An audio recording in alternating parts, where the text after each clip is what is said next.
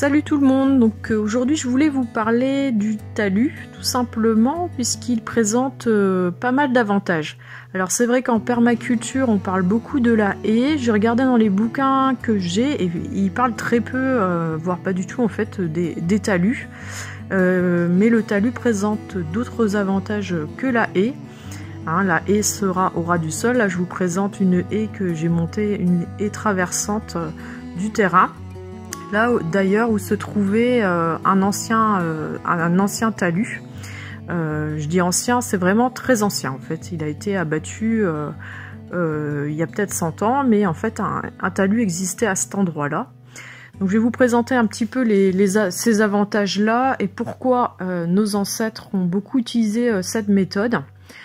Faut savoir qu'en fait ça a commencé au Moyen-Âge et jusqu'à atteindre une apogée, on va dire, au milieu du 19e siècle, puis un déclin avec l'arrivée des grosses machines.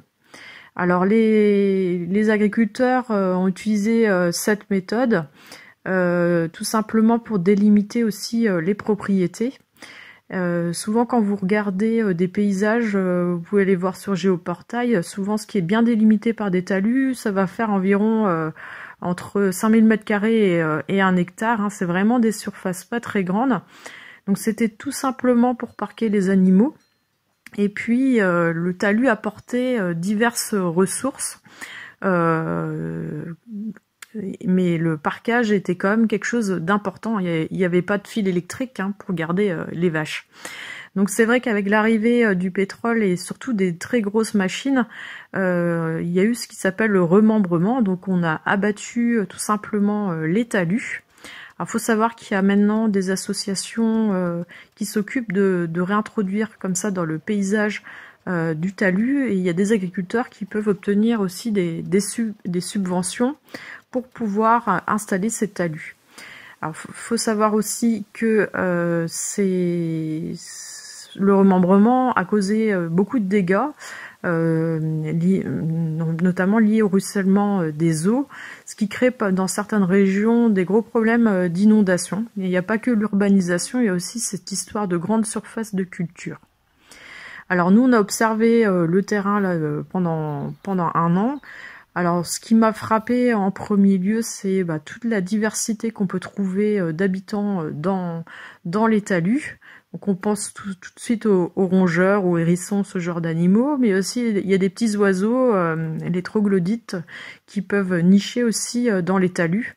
Alors, mes talus, c'est du gruyère, hein, je vous assure, quand vous allez près des talus, il y a des trous absolument partout.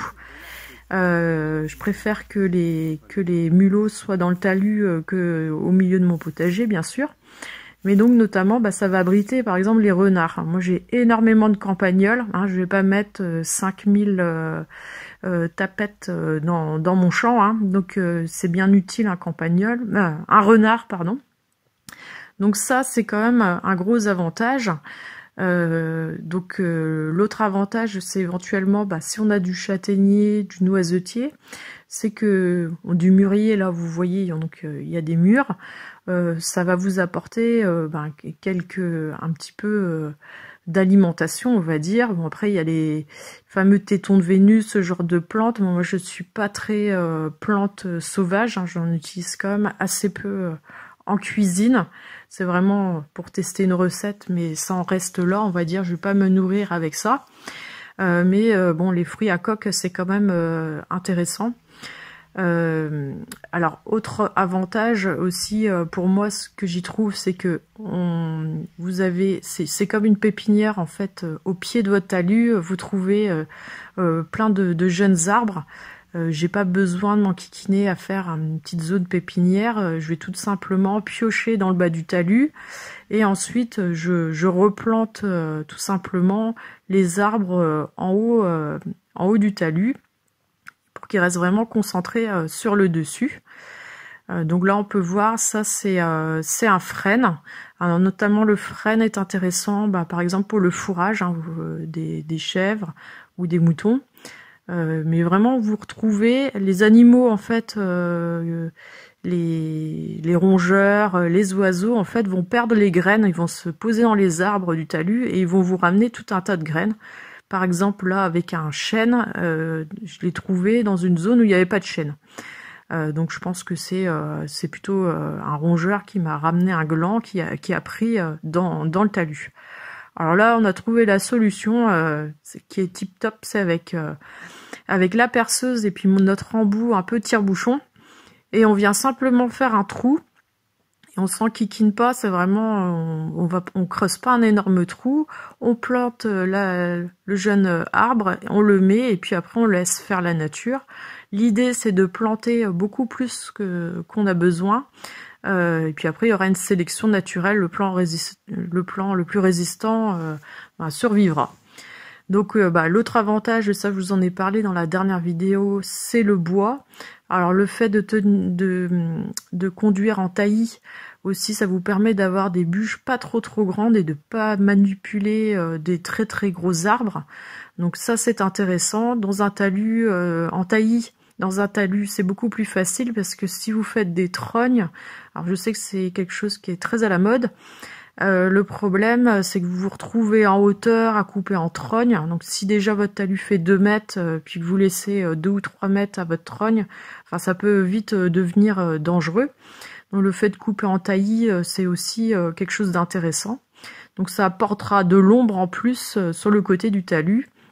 Et voilà, donc je trouve que il y a quand même beaucoup d'intérêt à avoir des talus. Donc notamment, pensez-y si vous creusez une mare par exemple, avec le surplus de terre, gardez votre terre et puis créez-vous des talus en clôture, mais pas que. Donc voilà, j'ai fait un petit peu le tour. Vous pouvez vous renseigner. Il y a certainement, je vous dis, des assos qui sont très compétentes, en tout cas là-dedans, que vous pouvez retrouver sur des fêtes de plantes. Allez, moi je vous dis à très vite.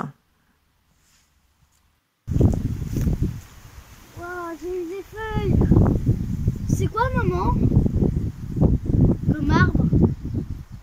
Un chêne.